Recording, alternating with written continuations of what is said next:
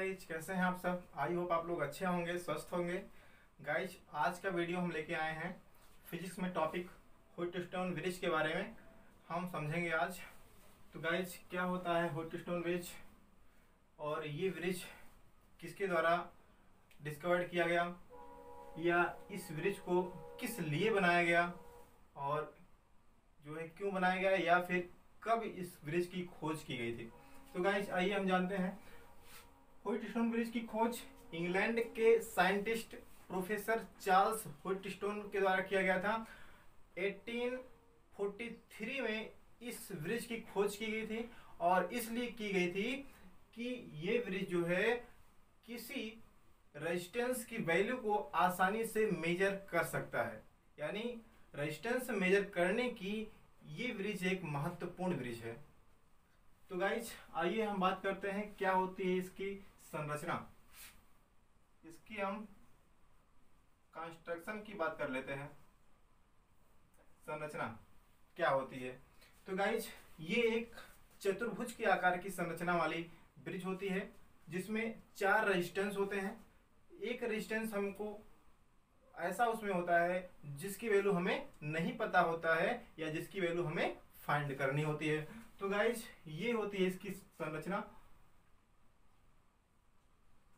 यहाँ पे ये एक रेजिस्टेंस हो गया, इसके साथ में एक दूसरा रेजिस्टेंस सीरीज में जुड़ा होता है, ये हो गया। और यहाँ पर फिर एक रेजिस्टेंस जुड़ा होता है और इस प्रकार आपका चौथा रेजिस्टेंस यहाँ पर जुड़ा होता है इस प्रकार से।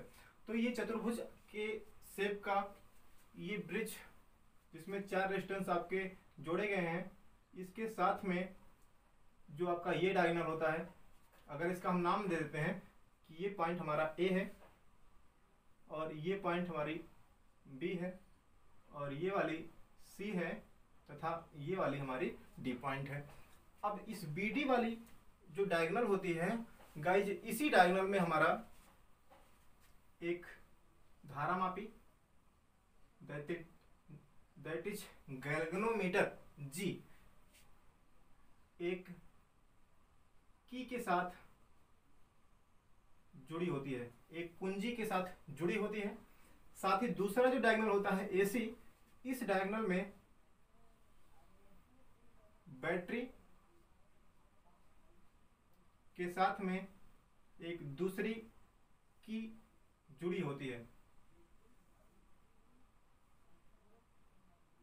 तो इस प्रकार का ये इसका शेप होता है, राइट। तो गाइज, यहाँ पे अगर हम बात करें इस बैटरी की, तो बैटरी की नाम दे देते हैं हम V होता है। इस बैटरी एक V होती है और यहाँ पर एक कुंजी K1 होती है, यहाँ पर एक दूसरी कुंजी K2 होती है और यहाँ पर ये जो चारों रेजिस्टेंस होते हैं इनकी अगर हम नाम रख दें तो ये हमारा होता है रेजिस्टेंस P, ये होता है रेजिस्टेंस Q, ये होता है रेजिस्टेंस R एंड ये होता है रेजिस्टेंस S। तो गाइज, इस ब्रिज में हम बात कर लेते हैं कि कौन सी हमारी रेजिस्टेंस होगी जो हमें जिसकी वैल्यू हमें पता करना है।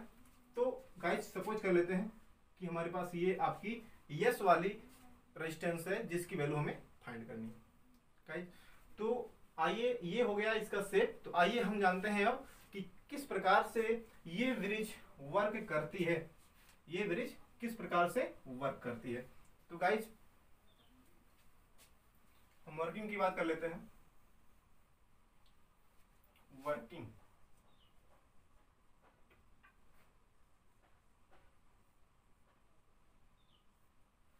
वर्किंग प्रोसेस क्या होता है इसका, तो ध्यान से एक बार समझिएगा आप लोग। ये बैटरी है, ये इसका नेगेटिव टर्मिनल है, ये इसका पॉजिटिव टर्मिनल है। तो बैटरी के पॉजिटिव टर्मिनल से करंट क्या होगा, फ्लो होगा। और करंट अगर हम सपोज करें कि इस बैटरी से करंट फ्लो होने वाली जो करंट है उसकी वैल्यू है आई करंट इस बैटरी से फ्लो हो रही है और ये आई करंट जब पॉइंट ए पर पहुंचता है तो अब पॉइंट ए पर इसको 2 भागों में डिवाइड होना पड़ता है, क्योंकि यहाँ पर 2 रास्ते हैं, एक जो कि पी रेजिस्टेंस की तरफ जाती है, दूसरी हमारे पास एक ये वाला आर्म होता है जो कि आर रेजिस्टेंस जिसमें जुड़ा होता है इसकी तरफ जाने वाली होती है। तो हम मान लेते हैं कि जो पी की तरफ करंट फ्लो हो रही है उसकी वैल्यू I1 है, और जो R की तरफ जा रही है करंट वो करंट है I2, राइट। तो ये I1 करंट इधर की तरफ जाएगा, A से B की तरफ जाएगा, तो आगे जो है आपका इस B पॉइंट पर पहुंचेगा, और ये करंट I2 जो होगा ये आगे पहुंचकर D पर पहुंचेगा।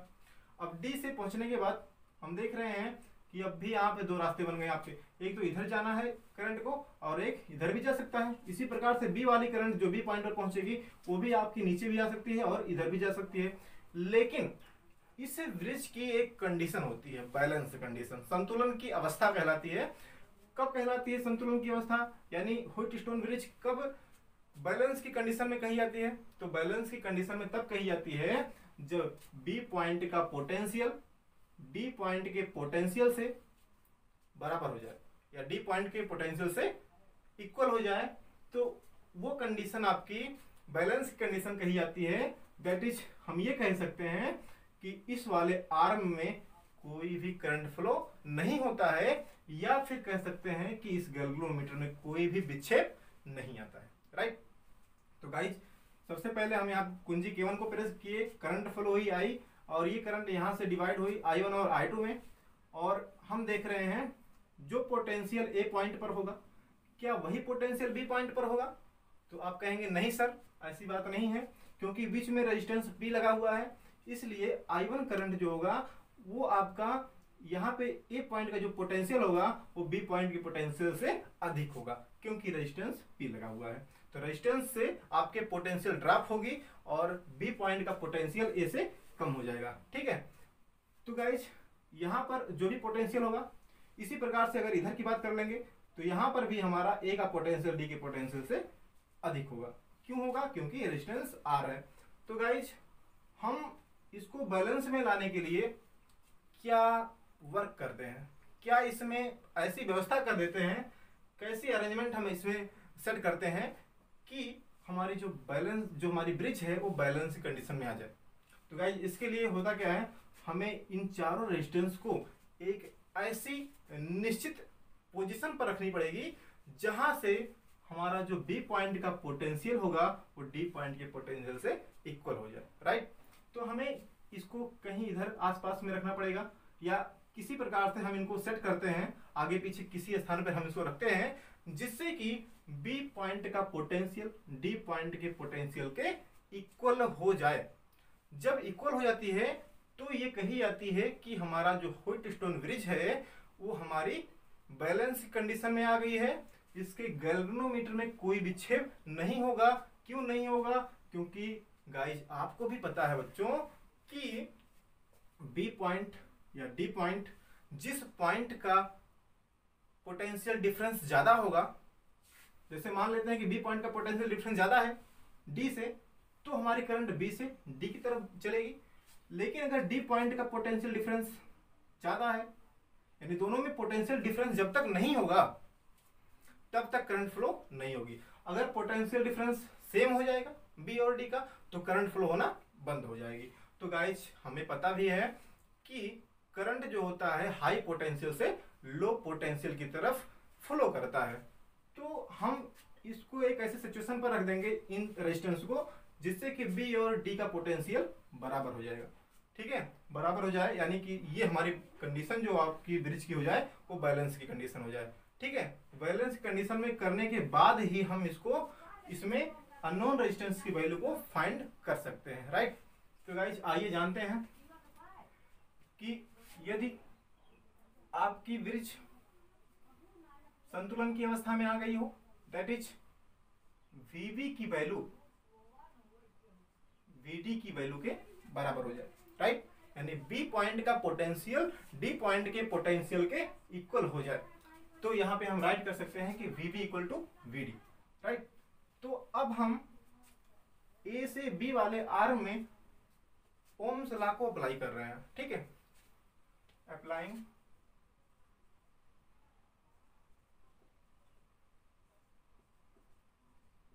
Ohm's law in AB arm में, तो क्या मिलेगा हमको, यहां से इस आर्म में अगर देखेंगे तो क्या मिलेगा, पोटेंशियल डिफरेंस देख लेंगे पहले हम। V equal to I R होता है, ठीक है, ओम्स लॉ होता है V equal to I R. तो यहाँ पे V क्या होगा, VA minus VB, VA minus VB equal to क्या होगा, अब यहाँ देख रहे हैं करंट क्या है, I1 करंट है, I1 करंट, साथ में रेजिस्टेंस क्या है, तो रेजिस्टेंस यहाँ पर P है। तो ये हो गया हमारा क्वेश्चन नंबर फर्स्ट, राइट। इसी प्रकार से हम इधर देख लेते हैं A से D की तरफ, एंड अगर हम इस आर्म में देखते हैं, A से D वाले आर्म में देखते हैं, तो यहाँ पर क्या होगा, तो यहाँ पे हमारा क्या हो जाएगा, इसमें अगर हम ओम्स लॉ यूज करेंगे तो हमारा यहाँ पे हो जाएगा VA minus VD equal to, अब यहाँ क्या है, I2 इंटू R। ये हो गया हमारा क्वेश्चन नंबर सेकंड, कर लेते हैं हम इसको, ठीक है। अब ठीक इसी प्रकार से हम बात करते हैं इधर की तरफ। अब देखिए ये I करंट, अब इधर तो जा नहीं रही है I करंट, ये तो हमारा क्या हो गया, इक्वल हो गया, B पॉइंट का पोटेंशियल D का पॉइंट के पोटेंशियल इक्वल हो गया, इसलिए इसमें I1 करंट या I2 करंट जाने वाली नहीं है। ये जो I करंट इधर जा रही है ये सीधी सीधी क्या पहुंच जाएगी, इधर की तरफ, सॉरी ये आपका हो जाएगा I1 जो है इधर की तरफ पहुंच जाएगी, और ये I2 जो इधर जानी थी या इधर दोनों की तरफ जाने वाली थी, अब ये इधर ना जाकर के सिर्फ इधर की तरफ जाएगी। दैट इज हम ये कह सकते हैं कि जो हमारी I2 होगी वो इधर की तरफ फ्लो होना शुरू हो जाएगी। इस प्रकार से इसी पॉइंट पर करंट दोनों पहुंच करके और जुड़ जाएंगे। दैट इज यहाँ पर फिर क्या हो जाएगी, I करंट, और यहाँ I को तो क्या होगा, I1 प्लस I2, राइट। तो गाइज हम बात कर लेते हैं उधर की तरफ, तो सिमिलरली कह सकते हैं, सिमिलरली B से D की तरफ, B से D वाले आर्म में अगर हम देखते हैं तो वहां पे क्या होगा, हम उसमें हम अप्लाई करेंगे अगर ओम्स लॉ को, तो क्या मिलेगा हमारे पास, VB minus VC, VB minus VC, ये हो जाएगा पोटेंशियल डिफरेंस, ये इक्वल किसके हो जाएगा, I1 into Q, I1 into Q. तो ये हो जाएगा हमारा क्वेश्चन नंबर थर्ड। और इसी प्रकार से हम एंड कहेंगे, D से C की तरफ अगर देखेंगे तो यहाँ पे हो जाएगा हमारे पास VD minus VG equal to I2 into S, right. ये I2 इंटू यस हो जाएगा, इक्वेशन नंबर 4 हो जाएगा, राइट। अब हम थोड़ा सा हमको समझना है, यहाँ पे थोड़ा ध्यान से आप लोग समझिएगा कि अगर यहाँ पे सिंस यहाँ पर क्या है, चूंकि यहाँ पर VB इक्वल टू क्या है, VD है, VB इक्वल टू VD, तो यहाँ देखिएगा आप लोग इक्वेशन नंबर फर्स्ट और सेकंड में VB VD के बराबर हो जाएगी। तो इसलिए अगर VB VD के बराबर हो गई तो VA माइनस VB कह सकते हैं और VA माइनस VB कह सकते हैं। मीन्स यहाँ VA minus VB, VA minus VB, यानी जो वैल्यू आने वाली है इधर वो क्या होगी, बराबर होगी, यानी इक्वल होगी। क्यों इक्वल होगी, क्योंकि हम देख रहे हैं VB इक्वल टू क्या है, VD है। दैट इज इसके स्थान पर D के स्थान पर हम VB लिख सकते हैं। अब VA में से अगर सेम वैल्यू घटेगी तो यहाँ भी क्या आएगी, सेम वैल्यू ही आने वाली है। दैट इज कह सकते हैं from equation first and second क्या मिलेगा, I1P equal to I2R। Clear. तो इसको हम इक्वेशन नंबर 5 कह देते हैं, राइट। और इसी प्रकार से हम देख लेते हैं फ्रॉम इक्वेशन थर्ड और फोर्थ से, from equation third and fourth से। तो यहां से अगर हम देखेंगे थर्ड और फोर्थ से, तो यहां पर भी देख रहे हैं V है, VB है, यहाँ क्या है, VD है। अब इस हम VD को VB लिख सकते हैं। तो देखिए VB माइनस VC, और यहाँ पर भी क्या हो जाएगा, VB माइनस VC हो जाएगा। दैट इज कह सकते हैं कि इधर की वैल्यू आपकी सेम हो जाएगी, VB में से VC घटेगी और इधर भी VB में से VC घटेगी। दैट इज इधर की जो वैल्यू आएगी वो क्या आएगी, इक्वल आएगी आपकी कि नहीं आएगी। तो गाइस इक्वल आएगी। तो यहाँ पे हम कह सकते हैं फ्रॉम इक्वेशन थर्ड और फोर्थ से, चूंकि VB इक्वल टू VD है, इसलिए आपकी जो I1 इंटू क्यू है वो बराबर हो जाएगी I2 इंटू यस की। I1 इंटू क्यू जो है वो I2 इंटू यस के बराबर हो जाएगी। ये आपका हो जाएगा इक्वेशन नंबर 6, राइट गाइज। अब हम देखते हैं इक्वेशन और 5 को, क्वेश्चन 5 और 6 को देखते हैं। तो हम अगर बात करें कि डिवाइड कर दें, पांचवें क्वेश्चन को छठवें क्वेश्चन से क्या कर दें, डिवाइड कर दें, ठीक है। ऑन डिवाइडिंग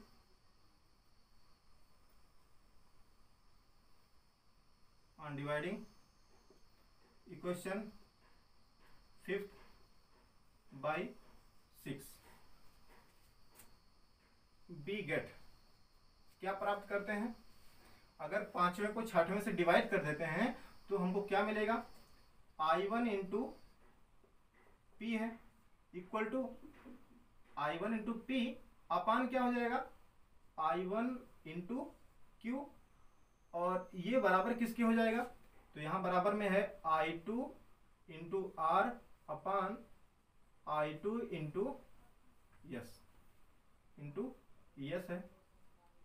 इंप्लाइज दैट कह सकते हैं कि P बाई क्यू जो होगा वो R बाई यस के बराबर हो जाएगा। तो गाइज ये कंडीशन होती है ब्रिज की बैलेंस कंडीशन, जिसमें P बाई क्यू बराबर R बाई यस आता है। P और Q को हम रेशियो आर्म कहते हैं, आनुपातिक भुजाएं कहते हैं। R को हम नोन भुजा कहते हैं, यानी ज्ञात भुजा कहते हैं, तथा S हमारी यहाँ पे क्या होती है, अननोन आर्म होती है, जिसको हम अज्ञात भुजा कहते हैं। तो हमें यहाँ पे हम कह सकते हैं कि हमारा यस जो है, हम सपोज किए थे क्या, यस हमारी अननोन रेजिस्टेंस है, तो इस अननोन रेजिस्टेंस की वैल्यू हम निकाल सकते हैं। यहाँ से क्या आ जाएगा, यस इक्वल टू निकालेंगे तो क्या आएगा, क्यू आर अपान पी, क्या होती है यूनिट, ओम, रेजिस्टेंस की ओम होती है। तो इस प्रकार जो है आपका जो P बाई P जो आपका यस आएगा वो कितना आ जाएगा, Q R upon P, right. यानी क्यू आर और P की अगर वैल्यू हमें पता है तो हम यस रेजिस्टेंस की वैल्यू को फाइंड कर सकते हैं आसानी से। तो गाइस ये आपकी होती है व्हीटस्टोन ब्रिज की बैलेंस कंडीशन, जहां से हम इसके अननोन रेजिस्टेंस की वैल्यू आसानी से ज्ञात कर सकते हैं, राइट। तो बच्चों अब हम बात कर लेते हैं कि ब्रिज में यदि गैल्वेनोमीटर और बैटरी की पोजीशन को आपस में चेंज कर देते हैं तो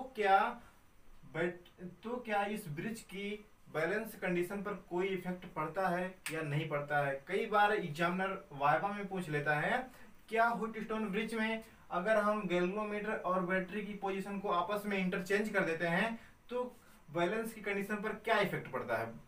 तो गाइज कोई इफेक्ट नहीं पड़ता है, चाहे हम इस गैल्वेनोमीटर को ला करके यहाँ सेट कर दें या बैटरी को ला करके यहाँ पे सेट कर देते हैं, तो इस पर इस ब्रिज की कंडीशन पर, बैलेंस की कंडीशन पर कोई इफेक्ट नहीं पड़ता है। दैट इज हम जो है इसीलिए AC और BD को कॉन्जुगेट आर्म कहते हैं, दैट इज संयुग्मी भुजाएं कहते हैं, ठीक है। तो गाइज अब हम बात कर लेते हैं सेंसिटिविटी की, कि व्हीटस्टोन ब्रिज की सेंसिटिविटी मैक्सिमम कब होती है। सुग्राहिता जो होती है, सेंसिटिविटी का मतलब होता है सुग्राहिता, तो सुग्राहिता पर क्या इफेक्ट पड़ता है, यानी कब वो मैक्सिमम होती है। तो गाइज सेंसिटिविटी जो होती है वो ब्रिज की, वो आपकी मैक्सिमम तब होती है जब इन चारों रेजिस्टेंस की वैल्यू जो होती है लगभग बराबर हो जाती है। एग्जामिनर कई बार वाइवा में पूछ लेता है कि सुग्राहिता मैक्सिमम कब होती है, तो सुग्राहिता मैक्सिमम तब होती है जब आपकी ब्रिज की ये चारों रेजिस्टेंस जो होते हैं इनकी वैल्यू लगभग समान हो जाती है, तो सुग्राहिता हाईएस्ट हो जाती है, यानी कि मैक्सिमम हो जाती है। तो गाइस जब हम बात कर लेते हैं कि ब्रिज की जो बैलेंस कंडीशन होती है वो किरचॉफ्स लॉ के द्वारा किस प्रकार से हम प्रूव करते हैं। तो गाइस यहाँ देख लीजिएगा आप, अगर हम कैलकुलेशन के लिए सपोज कर लें कि ये हमारा एक क्लोज पास है ABDA, इसकी हम कैलकुलेशन की डायरेक्शन इस प्रकार से दिखा दिए हैं, और दूसरा क्लोज पास आपके पास है BCDB, जिसका हम डायरेक्शन इस प्रकार से दिखा देते हैं। तो गाइस अब हम बात कर लेते हैं in close pass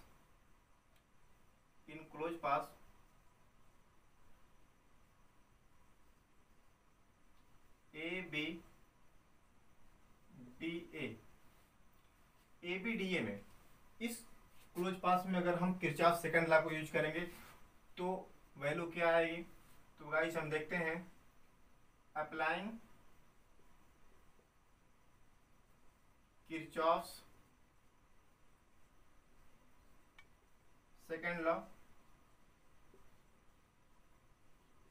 second law को अगर अप्लाई करेंगे तो यहाँ पर हम देखेंगे कि यहाँ पे करंट क्या है, I1 है, रेजिस्टेंस क्या है, P है, और इधर की तरफ ये डायरेक्शन जो है आपकी जो करंट की डायरेक्शन है वो इस तरफ है। दैट इज हम इसको लिख सकते हैं कि I1 into P, I1 P। और इधर की बात करेंगे, इस क्लोज पास में हम देख रहे हैं तो इधर देखें तो करंट की डायरेक्शन इधर है, जबकि हम कैलकुलेशन डायरेक्शन इधर ले रखे हैं, दैट इज अपोजिट हो जाएगा। तो हम यहाँ इसको माइनस लिखेंगे, यानी I1P minus I2R equal to हमारे पास हो जाएगा 0, अगर इस इक्वेशन को हम फर्स्ट मान ले। ठीक है, ठीक इसी प्रकार से हम सिमिलरली कह सकते हैं कि in close pass BCDB, in close पास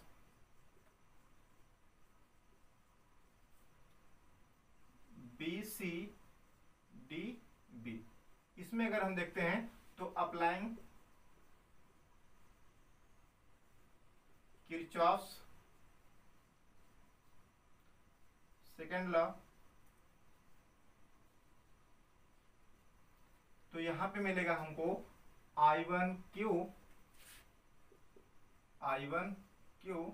और माइनस के साथ में मिलेगा हमारा I2S, क्योंकि करंट की डायरेक्शन इधर है, कैलकुलेशन डायरेक्शन अपोजिट इसके है। दैट इज कह सकते हैं कि I2 इंटू एस, और ये बराबर हो जाएगा आपका 0। ये हो जाएगा आपका इक्वेशन नंबर सेकंड। तो गाइज अब हमें कुछ नहीं करना, बस इक्वेशन फर्स्ट को इक्वेशन सेकंड के द्वारा डिवाइड कर देना है और हमें जो है इसकी बैलेंस कंडीशन मिल जाएगी।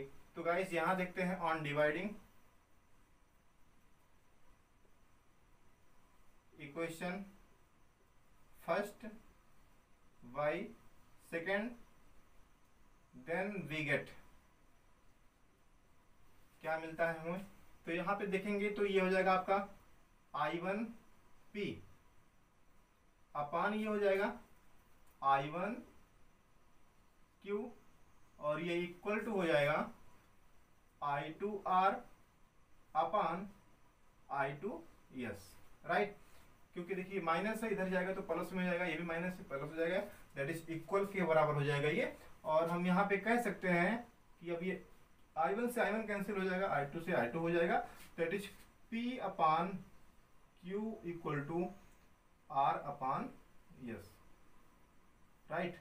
तो ये गाइज हो जाता है आपका बैलेंस की कंडीशन निकल के आ जाती है कि P by Q equal to R by S, right. तो ये आपका किरचॉफ लॉ के द्वारा हम यहाँ पे बैलेंस की कंडीशन को ड्राइव कर सकते हैं। तो गाइज अभी हम आप लोगों को पढ़ा रहे थे ह्विट-टोन ब्रिज। अब अगर हम बात करते हैं इसके एप्लीकेशन की, तो इसके एप्लीकेशन में जो है दो इंपॉर्टेंट है आपके सिलेबस में, जो कि मीटर ब्रिज है एक, और एक है आपका पोस्ट ऑफिस बॉक्स। ये मीटर ब्रिज और पोस्ट ऑफिस बॉक्स भी जो है वो ह्विट-टोन ब्रिज की प्रिंसिपल पर ही वर्क करते हैं, और इनका भी वही काम होता है कि ये भी रेजिस्टेंस को ही मेजर करते हैं। ठीक है, और हमने अभी आपको स्टार्टिंग में ही डिस्कस किया था कि जो ह्विट-टोन ब्रिज होती है वो मीडियम प्रकार के रेजिस्टेंस की वैल्यू को मेजर कर सकता है और प्योरली मेजर कर सकता है। दैट इज हमने ये भी बताया था कि 0.01 ओम से लेकर के 11,000 ओम तक के रेजिस्टेंस को ये आराम से मेजर कर सकता है, बहुत अच्छे से मेजर कर सकता है। तो गाइस ये आपका रहा ह्विट-टोन ब्रिज, और आगे के वीडियो में हम इसके एप्लीकेशंस को पढ़ेंगे। Okay, thank you.